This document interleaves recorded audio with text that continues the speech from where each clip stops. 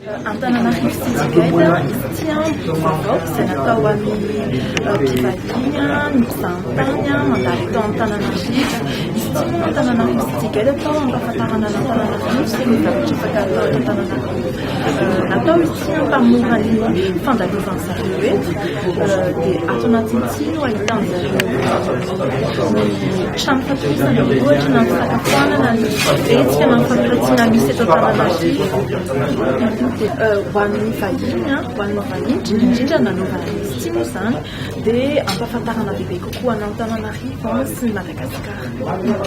Ny fisian'izy ity moa izany mety voalohany indrindra mampahafantatra ny Antananarivo, mampahafantatra ny Madagasikara dia mety ihany koa anentona ireo mpizahatany tonga eto amintsika.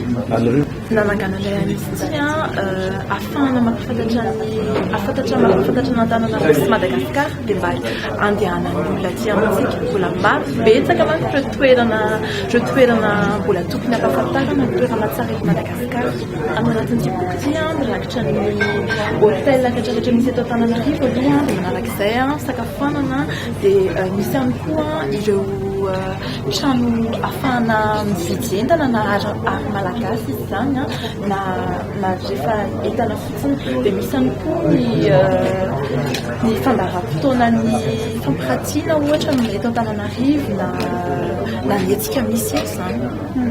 Efa misy fiaraha-miasa moa amin'ireo hôtel maro be satria zareo no manaparitaka ny Antananarivo City Guide ity dia miara-miasa ihany koa izay amin'ny Ortana, ny DPM, ny chambre de commerce zareo ihany koa miara-miasa amin'izay manaparitaka an'ity.